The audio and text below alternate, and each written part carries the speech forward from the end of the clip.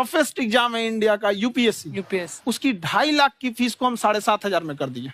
और सेम बहुत बढ़िया, वेरी गुड।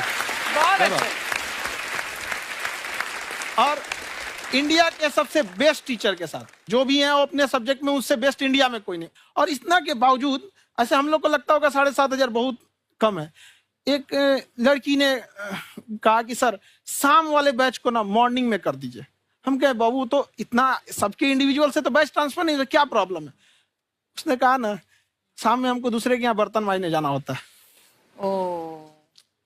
तो हम लोग को लगता है कि जितना ये तकलीफ इससे कई गुना जाते हैं। और कई बार तो ऐसा लगता है कि वो भी ना ले।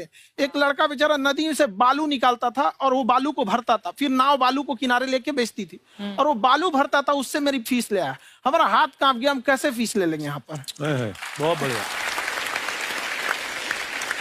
उसी दिन हमने ये प्रण लिया था कि भारत का कोई भी बच्चा उसके सफलता में पैसा उसकी बाधा नहीं बनेगी, चाहे उसको जितना भी पढ़ना रहे। आपका क्या बात।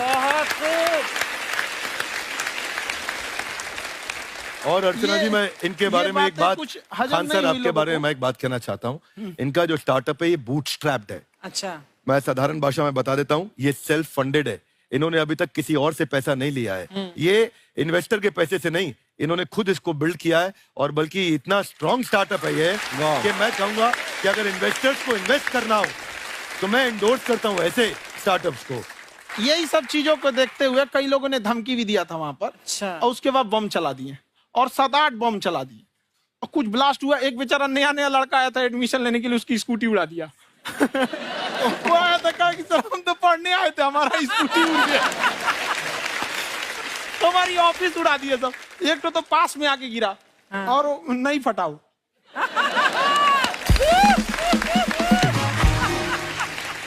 बाद में बहुत सारे लोग धमकियां दिए, लेकिन कहते हैं ना सूरज कितना भी तेज चमक ले समंदर नहीं सुखा सकता। वाह वाह वाह, क्या बात है।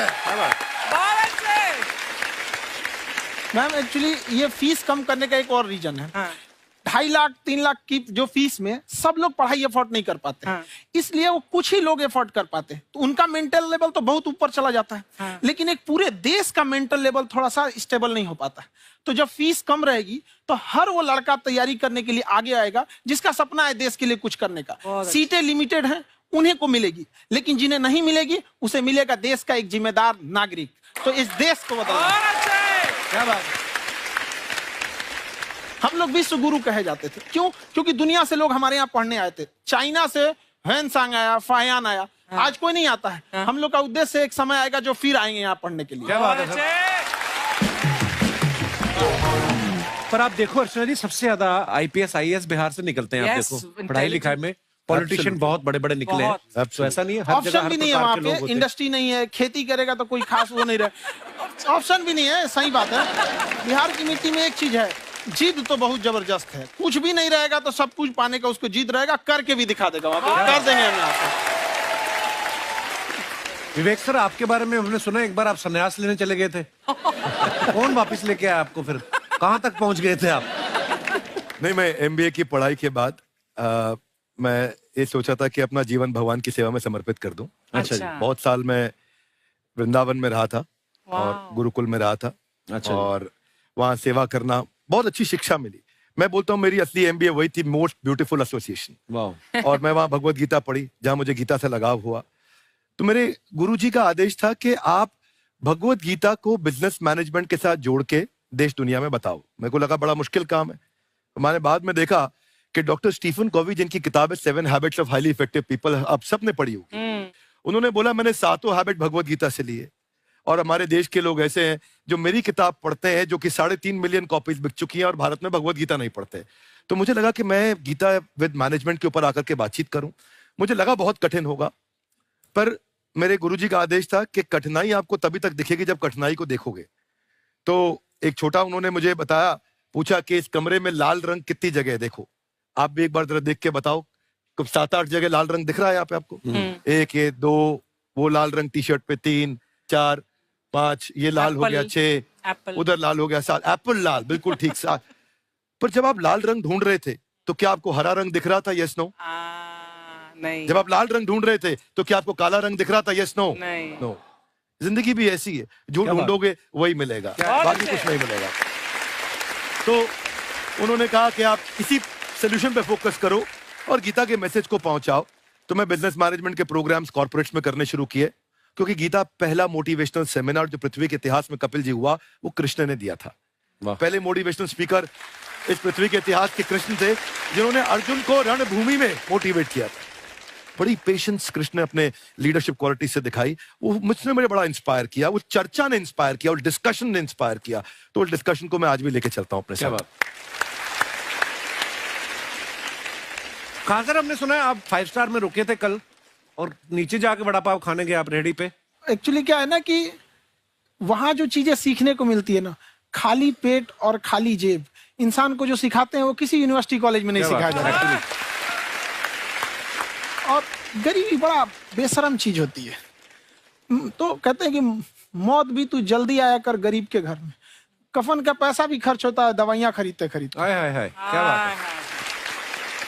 और खान सर की खासियत ये है कि जिसको तो पढ़ना है, जिसको एजुकेशन चाहिए, वो तो इनका वीडियो देखते हैं, लेकिन वैसे भी कई लोग, जैसे अर्चना जी बात करी थी, कहती मैंने जब देखना शुरू किया तो मैंने बैक टू बैक इतने सारे वीडियोस देखे, क्योंकि आपका जो तरीका जो बोलने में, एक तो इनकी जो टोन है पढ़ाने में, और साथ साथ में जो ह्यूमर आता रहता है, तो उसकी वजह से और भी इंटरेस्टिंग हो जाते हैं आपके वीडियो। शुरुआत में हम लोग जब स्टूडेंट लाइफ में थे, या हम कई स्टूडेंट को भी देखते हैं, वो बेचारे जब थक जाते हैं तो आपका शो देखने लगते हैं।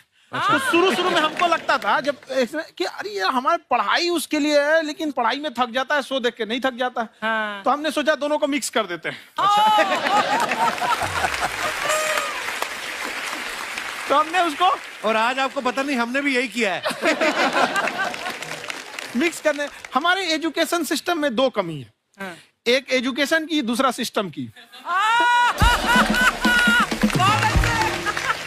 आप पटना से है ना? हाँ। हमें भी पटना पसंद है। हाँ।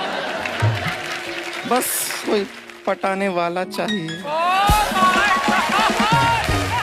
नहीं, मजाक नहीं कर रहे हैं। आपका जो चैनल है, हम दिन में 10 बार आपके चैनल को सब्सक्राइब करते हैं। दिन में 10? अरे हाँ, और बेल आइकन तो हम इतना जोर से दबाते हैं कि बाकी यूट्यूब वाले बाहर निकल के देखते हैं कि ये कौन है जिसने इनका चैनल इतना जोर से दबा दिया बेल आइकन। बुढ़िया, तो शर्म नहीं आती? आते ही फ्लर्ट शुरू कर दिया ना तूने। तो जाते हुए करते हैं क्या? विवेक जी नमस्ते। आपसे काम था छोटा सा, कर देंगे आप? ये क्यों करेंगे? नहीं, गुरुजी हमेशा अपने वीडियो में कहते हैं कि विवेक से काम लो, विवेक से काम लो। विवेक मतलब दिमाग से काम लो आप। हाँ, तो विवेक जी अपने दिमाग से ही काम लेंगे। बहुत दिमाग है उनके पास। ये देखिए, जो आदमी, आपको मैं बताइए, जो आदमी बिना फिल्म किए कपिल शर्मा शो में आ गया, कितना दिमाग होगा उसके पास। लेकिन एक बात है जिसकी वजह से हम आप तीनों से नाराज हैं। क्यों? क्या बात? हर चीज में मोटिवेट मोटिवेट मोटिवेट क्या होता है? सच कह रहा है, जब भी ये शब्द सुनते हैं हमें लगता है कोई हमें चिढ़ा रहा है। मोटिवेट बदल दीजिए ना, खाली मोटिवेट बोलना ही क्यों जरूरी है? कुछ और कीजिए। हाँ। रोटी वेट, छोटी वेट, पतली वेट, कुछ भी बोलिए, मोटिवेट हटाइए। तो गुड़िया, तू भी एक्सरसाइज किया कर ना, देख डॉक्टर साहब ने कितना वजन कम किया है, तू भी कर ले। ठीक है, फिर मोटिवेट से ही चला लेंगे। लेकिन मोटिवेशन कोई बुरा बात नहीं है। हमारे दादाजी भी वैसे बहुत मोटिवेट करते थे। हाँ, एक बार तो तालाब में डूब रहे थे हमारे दादाजी। हाँ। हमारे पास रस्सी भी था, ट्यूब भी था, फिर भी हम अपने दादाजी को बचा नहीं पाए। क्यों? क्योंकि हमने उनकी ओर तिनका फेंका ना, वही कहते थे डूबते को तिनका का सहारा काफी। नहीं लगा सहारा, दादाजी बुड़बुड़ बुड़बुड़ बुड़बुड़। गुड़िया, तू क्या करने आई इधर? अरे हाँ, हम क्या करने आए हैं एक पूछना था सर, खान सर। ये जो हमारा एक चाचा का लड़का है, उसको क्या है, थोड़ा पढ़ाई में प्रॉब्लम हो रहा है। तो 12वीं का पढ़ाई आप उसको अच्छी तरह करवा के 12वीं पास करवा देंगे आप?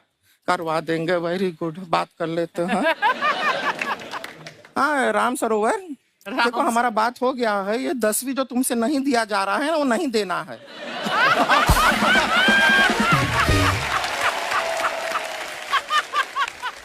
टेंशन नहीं है, 10वीं का खान सर से बात हुआ, ये सीधा 12वीं पढ़ा के पास कर देंगे। अरे ऐसे नहीं होता, पहले 10वीं पास करनी पड़ेगी, फिर 12वीं होगी ना।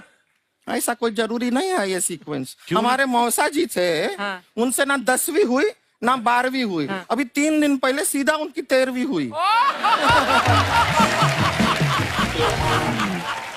एक्चुअली क्या है, पढ़ाई लिखाई का हमको बहुत ज्यादा नॉलेज है नहीं, गांव में पढ़े हैं ना सर। स्कूल कहाँ होते थे अर्चना जी, गांव में स्कूल नहीं था, पेड़ के नीचे पढ़ते थे हम। यहाँ तक कि हमारे पास ब्लैक बोर्ड भी नहीं था, हमारे मोहल्ले की जो भैंसिया थी उसको खड़ा करके टीचर उसके ऊपर लिख के पढ़ाती थी। मजाक नहीं कर रहे हैं। और आप तो समझ रहे हैं, अभी ब्लैक बोर्ड की एक अटैच डस्टर था बैक बोर्ड का, समझ रहे हैं ऐसा, वो पीछे से आता था, लिखा हुआ मिटाता था और चला जाता था। ये तो कुछ भी नहीं है। एक बार क्या हुआ, हमारा स्कूल शुरू हुआ, शुरू होते ही 2 महीने के लिए छुट्टियां हो गई। क्यों? ब्लैक बोर्ड ने बछड़ा दिया था ना। तो वैसे आप लोग ना इतने ज्ञानी हैं, सब कुछ जानते हैं। आपसे एक टेक्निकल सवाल पूछे। एक बार ना 4 दोस्त थे, 4 दोस्त, साम दाम दंड भेद। वो डिसाइड करते हैं कि चलो एक गेम खेलते हैं, तो टीम्स बनाते हैं। तो साम दाम ने एक टीम बनाया। इस पे भेद को बहुत गुस्सा आया, पता है क्यों? क्यों? क्योंकि भेद को दंड मिलाना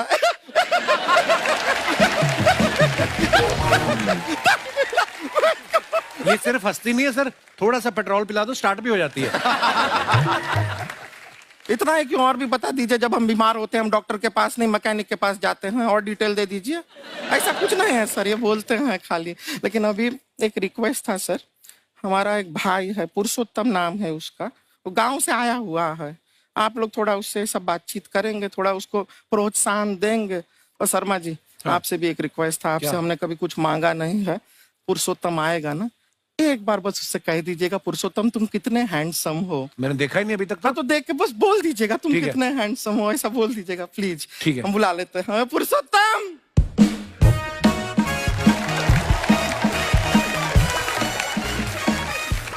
ये पुरुषोत्तम है। वाह, तेरा भाई बड़ा हैंडसम है। है तो हमारे खानदान में सब हैंडसम है, ज्यादा चापलूसी करने का जरूरत नहीं है। देखा हमारा यहाँ पे कितना चलता है। एक नंबर दीदी, एक नंबर। सब लोग हैं, नमस्ते कर दो। ये बड़ा अच्छा लड़का है, गांव में ना भैंस चराता है, इसको थोड़ा मोटिवेट कीजिए ना। नहीं तो मतलब भैंस चराता है तो मोटिवेट करके क्या होगा, शेर चराएगा बाद में। अरे शेर चराएगा तो शेर इसको चर नहीं जाएगा। नहीं नहीं, ऐसे हम खाली कह रहे हैं, तुम्हारा चेहरा थोड़ा बकरी जैसा है ना, तो वैसे ये सब बड़े बड़े लोग हैं। इनको बताओ कहा क्या बनना चाहते हो जीवन में आगे?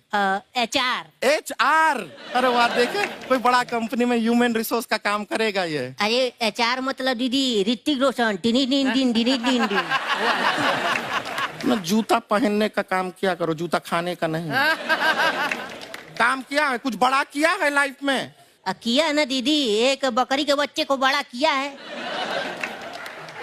तो क्या जिराफ बना दिया बकरी के बच्चे को? अरे कुछ अलग किया है। हाँ दीदी, अलग किया है। वही बकरी का बच्चा भैंस का दूध पीने जा रहा है, तो हमने उसको अलग किया है।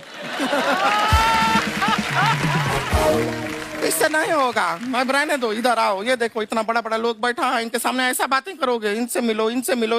विवेक जी तो कितना मार्केट के बारे में भी जानते हैं, मार्केट का कोई सवाल पूछो इनसे। सर परसों जो है मार्केट में हमारी साइकिल गायब हो गई, आपने देखा है क्या? हमारी साइकिल गायब हुई ना, हाँ। इसलिए दिमाग से पैदल हो तुम। पैदल समझते हो? हाँ। चल लोगे? 20 कदम चलोगे? हाँ। हाँ, घूमो जरा, अभी 20 कदम चल के दिखाओ। निकलो।